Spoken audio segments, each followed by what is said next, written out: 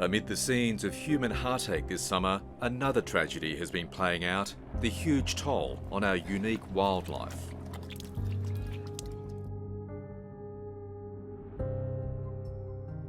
With repeated fires, it's likely that there will be long-term decreases in their populations to the point where even currently common species begin to come under real threat for their existence.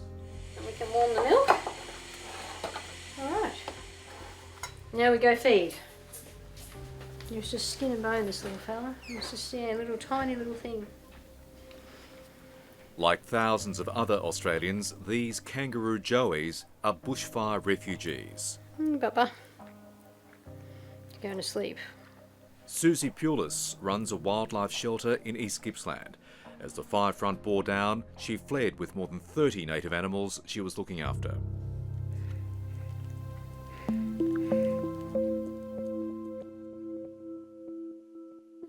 There's no sign of life, there's no sign of the dead animals. They're just burnt beyond, they've burnt to ash.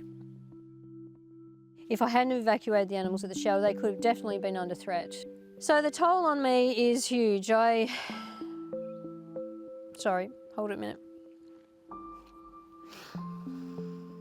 Okay, hang on just a Susie's been caring for these 4 joeys in the lounge room of a friend's house at nearby Raymond Island. It's a disaster what has happened, but the community has come together and really wanting to help, and it's just awesome to see that. Yeah, so I just want to say a big thank you.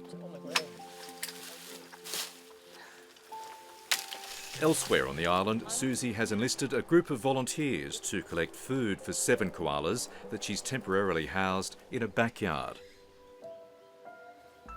We've got a roster going at the moment, and every morning we come and put new food in for the koalas, make sure it's all clean and nice for them and that they're all happy. They're here because they were terribly sick, starving basically, but through the care and the good work of the locals on Raymond Island, we've been able to bring them back to good health. Koalas are particularly vulnerable to the bushfire threat. One of their responses to a threat is to climb up to the top of a tree and sit there. And if you have crown fires happening, that's obviously the last place you want to be. Ecologist Chris Dickman says that other animals not directly threatened by the flames could also face a grim future. They may be able to go underground, they might be able to go down into a deep burrow, cracks in the soil, or find even crevices in rocks if they're in rocky country. For them, the problem of the fires is going to be that when they re-emerge after the flames have passed, there'll be very little food, very little water, very little shelter. All their habitat would have gone. So these include species like the long-footed potteroo that occurs in Gippsland, East Gippsland. Professor Dickman sparked international headlines with his estimate that up to 1 billion native animals have been affected by these fires. Using average density estimates from published information in New South Wales, it looks as if around 800 million mammals, birds and reptiles have been affected by the fires.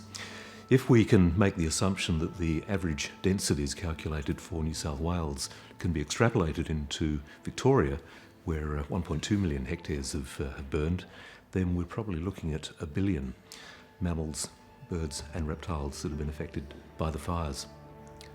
So numbers are huge. One of our guys was escorted through the fires, and he said it was like walking through a crematorium. He said it was deathly quiet, there was no birds, there was just charred bodies. Come on, ready for another piece? Come on. Here. Jenny Packwood has been caring for injured birds at her home in Vincentia on the New South Wales south coast. Birds with singed feathers, burnt feet. The sea eagle I had last week came in with badly burned feet. We have a little baby wattle bird. Obviously there's not enough food out there, again because of the drought and the fire situation. Dead grass, no leaves, no fruit on trees. Down the road, another volunteer, Shirley Lack, is taking care of wombats orphaned by the fires. Come on, Ash. Come on. Come on, get a bit warm outside. Wombats are a lucky animal.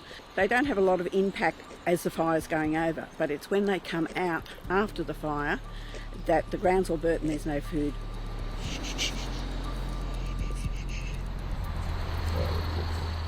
The mother goes onto the side of the road looking for food, and they're hit, and then the babies are left in the burrow at this stage, and nobody comes back to get them, and then after a couple of days, baby goes looking for mum. Sadly, a number of our native animals may now face an uncertain future. It'll never recover in my lifetime. Never. Be lucky to recover in my grandkids' lifetime. Sorry. I think it is quite possible that there will be some species that face imminent extinction as a consequence of these fires. And I guess we'll only be able to find out what the effects of the fires have been when we get the chance to get back in and look at whether there are survivors